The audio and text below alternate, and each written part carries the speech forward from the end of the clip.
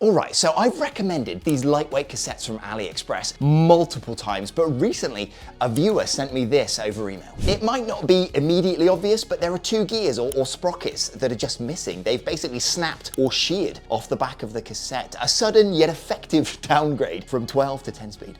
Now, I've run cassettes like this for years without issue. So what happened in this case? And after digging into the design a little bit, should you just avoid these cassettes altogether? My name, as always, is Luke, and welcome back to Trace Velo. Right, so a brand called ZTTO, they make some great looking and incredibly lightweight cassettes that you can pick up on AliExpress, called their SLR Gen3 model. The top three gears, the largest ones, are generally milled out of a single block of aluminium, and the rest is monoblock steel. For a bit of context, a standard Shimano 105 cassette in 11 to 28, that comes in at 260 grams. One the same size in this design is just 117. Plus, you can pick them up for about 60 quid. But here's the deal, I've run these cassettes for thousands of miles without any problems, and in fact I've run several precursors to this design, again, without any issues. So what happened here? Well, apparently the cassette had only been run for about 150 kilometers, and it broke while the viewer was climbing up a hill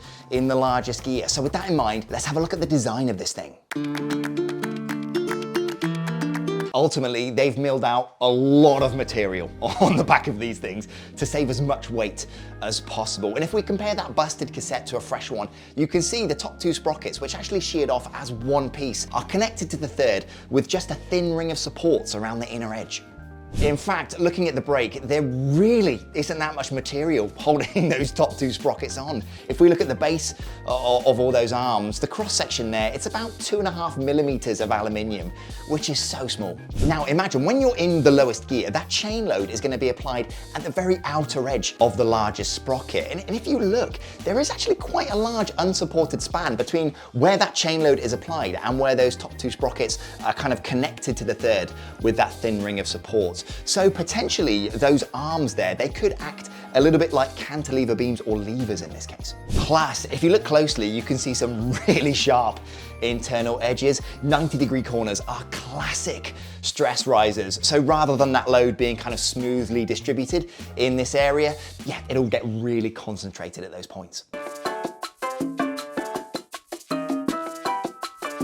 So then, why haven't I faced this issue? Well, I think if I was to guess, it's probably because I use much smaller cassettes. So this failure happened on an 1136, I run 1128. So I've just pulled this off my bike, it's 11 to 28, and the construction between all the versions is broadly similar. So the top three sprockets or gears here, they're all machined out of aluminium in the same way. But importantly, in this case, this web structure, the design on the back, does seem to be slightly different. Rather than the largest two gears being attached to this aluminium carrier by those small support arms, it's only the largest 28 tooth. So you can see here, the other two are kind of directly connected to the carrier, whereas it's only the largest 28 tooth ring in this case that's using those kind of thin support arms. The thickness of them is actually the same, but if you can imagine the chain load being applied here, the distance between that load being applied and it reconnecting to the carrier is a lot smaller. So that cantilever beam effect is going to be massively lessened in this case. Plus, one more thing to bear in mind, a 28 tooth gear is smaller in diameter, so essentially acts like a shorter lever arm. So I believe the forces trying to peel the largest gear off its carrier, as it were, are going to be reduced. And because it's smaller, it's inherently stiffer too. So since fatigue, cracks and aluminium can grow with repeated deformation, less hoop flex is very important in this scenario.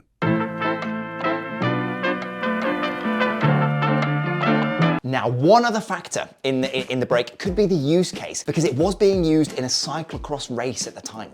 On road, your cadence is generally higher, so the power delivery is going to be a lot smoother as a result. On a potentially rough cyclocross course, when you're out of the saddle climbing in the largest sprocket, and especially when that's a 36 tooth as well, your kind of watts and power delivery, it's going to be spiky at the best of times. That's just the kind of nature of riding in that environment. Without question, it's going to put massive stress on the cassette. That's in no way blaming the rider, by the way, but I think it does go some way to kind of explain the brake. Right, ultra quick sponsor for you. If you like cycling, you might want some clothes to kind of go with it. I've used Sirocco stuff on, no joke, every ride for over 5 years at this point. It's great value and legitimately well-made stuff. Everything from socks to jerseys, bib shorts, jackets, glasses. If you use my link in the description or scan this QR code, it'll get you 10% off everything they've got, and it helps me out a little bit as well, which is cool. So yeah, check them out if you fancy it. And thanks for listening. We're done.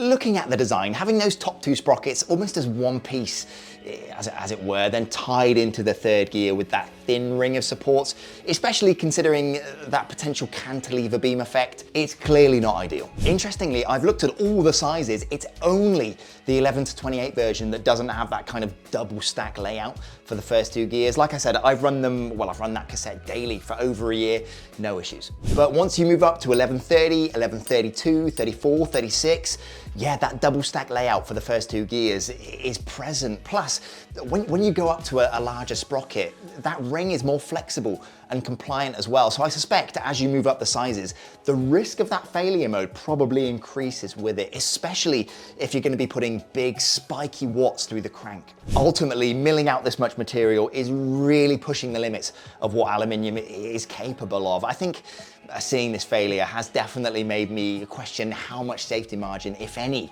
is built into these cassettes. I mean, compare it to the equivalent Shimano or SRAM gear, the difference in philosophy is obvious. They design for high cycle fatigue life, unknown rider weights, spiky torque output, and long-term durability as well. Yes, it weighs a bit more, but that extra material is structural margin. These ultralight CNC cassettes prioritize minimal mass and therefore competitive weight claims. They need to be visually appealing as well, hence all the nice funky colors.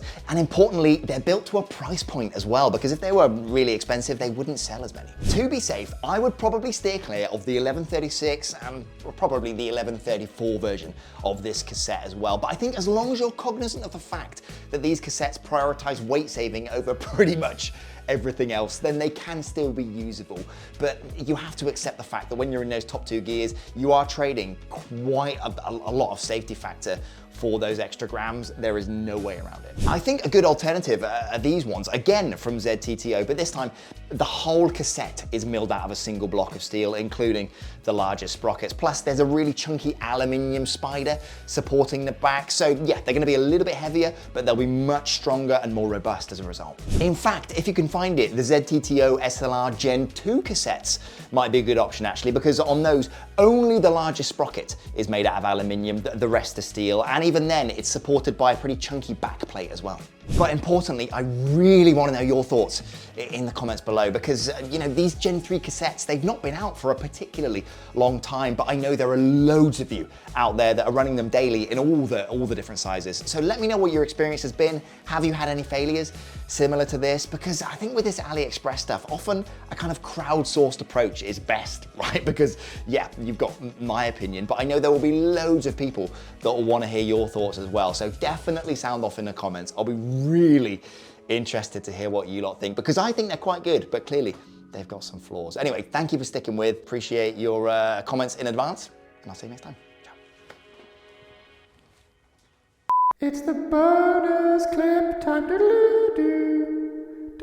Now, I realise I didn't talk shifting performance with these. I reckon they're really decent, but I'm going to be honest, they're not quite as good as legitimate Shimano or SRAM stuff in that regard. I reckon they're about 90, 95% there. And I've seen this comment a lot, and I do have to agree, they are noisier than like official Shimano cassettes. For example, just the running noise on here, you hear it a lot more just going along. Another criticism that I've seen levied at these cassettes actually is that people have managed to snap off some of the aluminium teeth on the upper sprockets here. And I've kind of got to assume if that's happened, you're probably shifting under load and treating this like a regular cassette, because aluminium is a soft material at the end of the day, especially compared to the steel of a chain. So if that's really important to you and you have to shift under load all the time, then stick with OEM stuff, because this is a lightweight part.